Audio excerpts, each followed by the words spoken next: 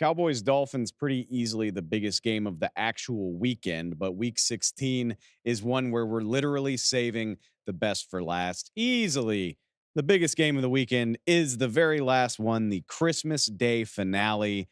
It's 49ers, it's Ravens. It's the two best records in the NFL, arguably the two most dominant teams in the league going at each other to wrap this whole thing up. And just remember, all weekend your family's driving you crazy. The dinner gets overcooked. You get socks for Christmas.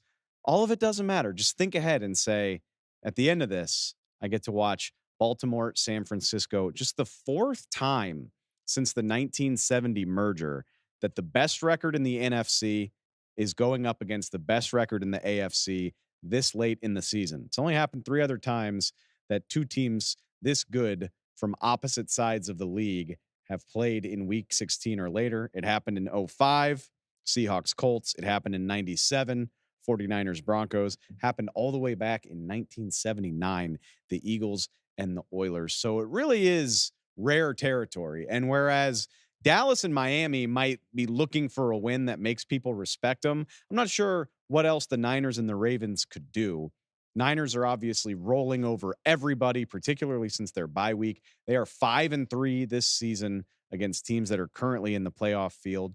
The Ravens, arguably more accomplished than that, in addition to just their 11 wins, they are 6-2 against teams that are currently part of the playoff field. That's probably why Ravens say they feel a tad bit disrespected. They are 5.5-point underdogs at Levi's Stadium out in the Bay Area.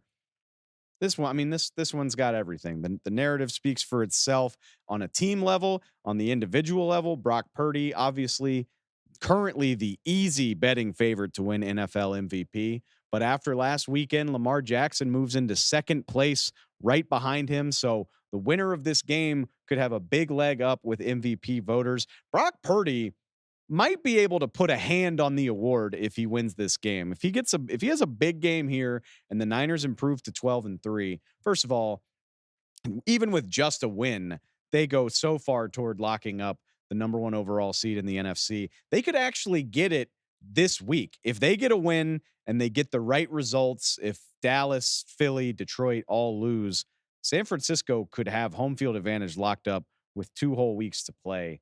Feels a little bit unlikely, but it is theoretically possible when you factor in Purdy's performance with the record of the team. Yeah, he wins this game and he plays well doing so. Still enough time to say maybe not guaranteed, but man, it would feel like he would be very, very close to locking up that award. What haven't these teams done? It speaks for itself. This is a matchup of the number 1 overall offense in DVOA. That's San Francisco. The number 2 overall defense in DVOA. That's Baltimore. I feel like that is the matchup that gets the headlines, and that's where I want to focus this preview. But even on the other side, Baltimore is 4th overall in offensive DVOA. San Francisco, 4th overall in defensive DVOA. So wherever you look here, there's intrigue. Like I said, even in a matchup with this much star power, though, I'm focused on this San Francisco offense, one of the most explosive and efficient we've ever seen, going against the Ravens defense. Shout out to my buddy Nate Tice for this one. He put this in his article, The Overhang, on Yahoo Sports this week. 49ers are averaging an explosive play. That's a play of 20 plus yards, 16.3% of the time.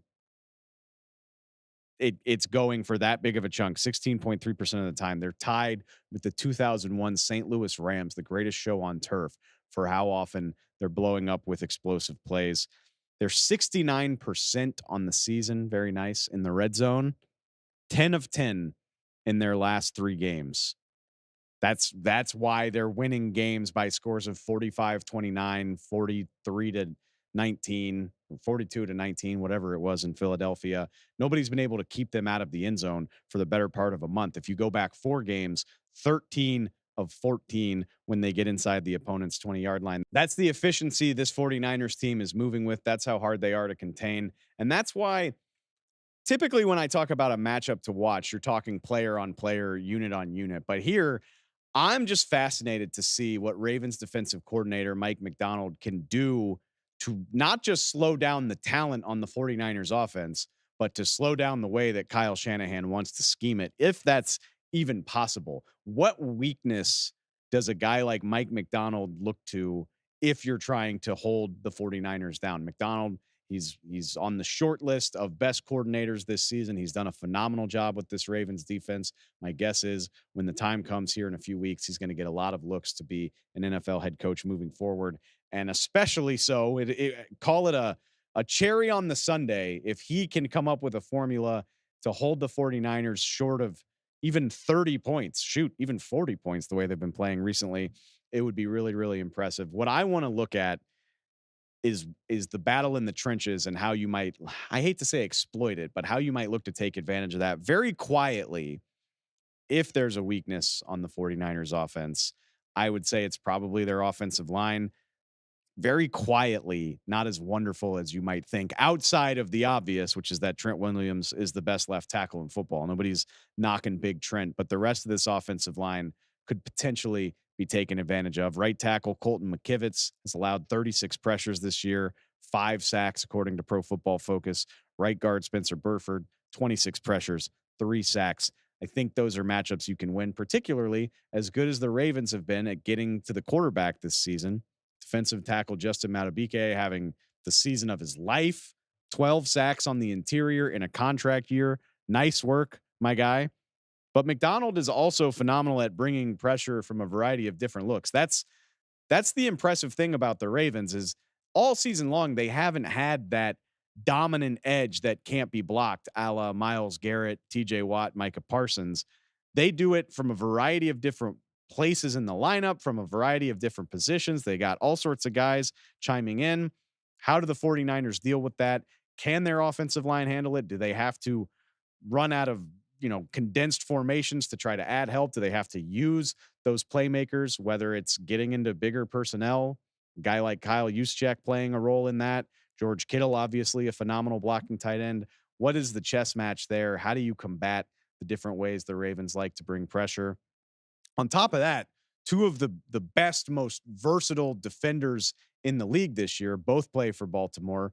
Big piece of Mike McDonald's success. Obviously, all everything linebacker Roquan Smith, but also safety Kyle Hamilton, who I'm going to guess right now is headed to his first Pro Bowl this season in his second year. Incredibly good players, incredibly versatile players. I would imagine they're going to contribute a lot in the coverage aspect of this. What does Mike McDonald do with Hamilton? When you think about the options in this 49ers attack, whether it's Kittle, whether it's Debo, where do you deploy a guy like that? How does Roquan Smith play into this? Do either one of them contribute to the pressure element? Both guys have rushed the quarterback at times. I wouldn't say it's what they do predominantly, but they can do it. Maybe you try to add that in to confuse. I hate to call Brock Purdy a young quarterback, but he still is a young quarterback. Maybe Mike McDonald is capable of throwing a look at him that breaks his processor down. That's been his strength throughout his career, as he can see through that. But I do think this Ravens defense is capable of throwing him a curveball or two. So I'm talking a lot about one side of the ball. I get it. Lamar Jackson is an MVP candidate in his own right. The Ravens receiver core is as good as it's been in years. They've gotten the job done phenomenally here over the last couple of weeks. I would point out, just like I mentioned, the 49ers efficiency in the red zone, inefficiency in the red zone could sink the Ravens here. They're 10th in the league in red zone percentage on the season, but it's much worse over the last 3 games, just 4 touchdowns in their last 10 trips. Remember, against Jacksonville, it felt like they settled for a field goal every other time they got the ball. They do that here against this team, it might bite them. So, yes, the Ravens offense is plenty capable. Yes, the 49ers defense is plenty good. But I think the matchup that decides this thing is the Ravens defense going against Kyle Shanahan's offense, and who wins that battle. I know the Ravens feel disrespected, and I get it. They're an incredibly good team. I hesitate at the people calling this a Super Bowl preview because football is just weird, and the playoffs aren't that easy. I don't think it's a lock that either one of these teams makes the Super Bowl, but would you really be that surprised if that is in fact the matchup here in another 6 weeks? I wouldn't. And that's what, and on top of that, as impressive as the Ravens have been, as disrespected as they might feel, I'm going to roll with the 49ers at home. 5.5 points is a big spread in a game like this, but I think the Niners can win this game by 5, 6, 7 points at home. And yeah, if this is a potential Super Bowl preview, who's honestly betting against the 49ers to get to the Super Bowl and probably win it, especially if they handle business against the Ravens the way that they've been doing against everybody else here over the last 3 or 4 weeks. So if somebody can slow down San Francisco, it's these guys. Oh my God, I can't wait to stop talking about it and watch it. It's the only Christmas present I need. I think I've said that already this week, but I really mean it. No offense, mom, dad, spare me the socks this year. I'm good with this.